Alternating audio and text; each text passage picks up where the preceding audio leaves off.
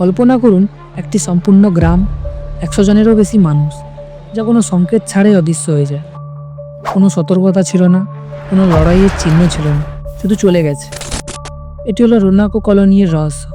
তাদের কি হয়েছে এবং কেনই বা তারা শুধু একটি মাত্র সূত্র রেখে গিয়েছিল। হ্যালো বন্ধুরা, স্বাগতম কিউরিয়াস রিভিলেশনে। আজ আমরা এমন একটি রহস্যের সন্ধানে যাচ্ছি যা ইতিহাসের সবচেয়ে বিভ্রান্তিকর অদৃশ্যতা, রোনাকো কলোনির রহস্য, যা লস্ট কলোনি নামেও পরিচিত। এটি ছিল 1587 সালের গ্রীষ্মকাল, যখন ইংরেজি উপনিবেশকারীদের একটি দল জন হোয়াইটসের নেতৃত্বে রোনাকো দ্বীপে একটি বসতি স্থাপন করেছিল, যা এখনকার উত্তর ক্যারোলাইনা ইউএসএতে অবস্থিত। কিন্তু 1590 সালে যখন হোয়াইট ইংল্যান্ড থেকে সরবরাহ নিয়ে আসেন, তিনি গ্রামটিকে অদৃশ্য অবস্থায় পান। সেখানে শুধু একটিই চিহ্ন ছিল, একটি গাছের উপর খোদিত শব্দ, ক্রোয়াটোয়ান।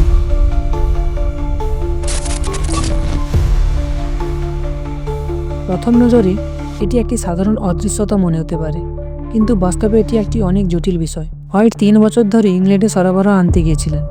যখন তিনি ফিরে আসেন, তখন তিনি গ্রামটির কিছুই খুঁজে পাননি, কোনো বসতি না কোনো সংগ্রামের চিহ্ন, শুধু সেই অদ্ভুত শব্দ ক্রোয়াটোয়ান গাছের উপর খোদিত ছিল।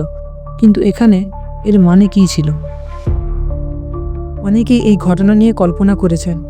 আসুন কিছু তত্ত্ব বিশ্লেষণ করি।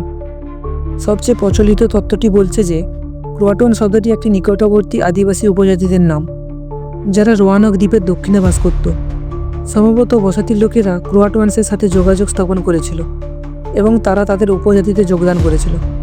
কিছু লোক মনে করেন যে তারা ওই উপজাতিদের মধ্যে চলে গিয়েছিল, কিন্তু কেনই বা তারা ওই গাছের মধ্যে শব্দটিকে খোদিত করেছিল? এটা কি কোনো বার্তা ছিল, বা ছিল শুধুমাত্র একটি আত্মসমর্পণের চিহ্ন?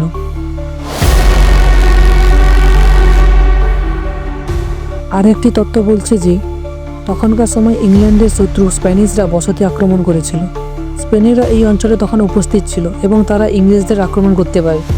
কিন্তু আবার তারা কী কারণে বার্তা রেখে গিয়েছিল, এবং কেনই বা তারা আক্রমণের কোনো প্রমাণ রেখে যায়নি? এবার এই তত্ত্বটি শুনে হয়তো আপনি অদ্ভুত মনে করতে পারেন, কিন্তু একটু সহ্য করুন।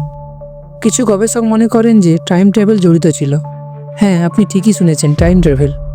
তত্ত্বটি বলে যে বসতির লোকেরা টাইম ট্রাভেলের মাধ্যমে এক জায়গা থেকে অন্য জায়গায় চলে গিয়েছিল, যা ব্যাখ্যা করতে পারে কেন তারা আর কোথাও পাওয়া যায়নি। অবশ্যই এই তত্ত্বটি সম্পূর্ণ অনুমানমূলক, কিন্তু এটি একটি অদ্ভুত মোড় দেয় এক রহস্যময় গল্পকে।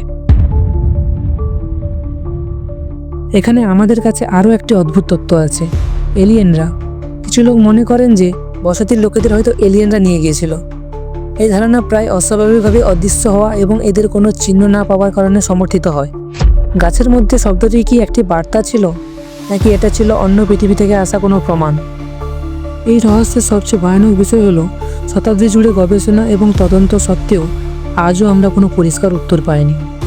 রোয়ানক কলোনির অদৃশ্যতা এখনও আমেরিকার সবচেয়ে পুরনো অমীমাংসিত রহস্য হিসেবে রয়ে গেছে। তাহলে আপনারা কি মনে করেন, রোয়ানকের লস্ট কলোনির লোকেরা কোথায় গেছে? তারা কি ক্রোয়াটোয়ানসের সাথে যোগ দিয়েছিল, নাকি স্প্যানিশরা তাদের আক্রমণ করেছিল, নাকি এখানে কিছু আরও অদ্ভুত ঘটনা ঘটেছিল? নিচে আপনারা আপনাদের তথ্যগুলো শেয়ার করুন। আজকের রহস্যময় যাত্রায় আমাদের সাথে থাকার জন্য ধন্যবাদ। যদি ভিডিওটি পছন্দ হয়ে থাকে তবে লাইক করুন, শেয়ার করুন এবং সাবস্ক্রাইব করতে ভুলবেন না কিউরিয়াস রিভিলেশনকে আরও রহস্যময় গল্পে জানার জন্য। পরবর্তী সময়ে আবার দেখা হবে। কৌতূহলী থাকুন এবং সত্যের সন্ধানে থাকুন।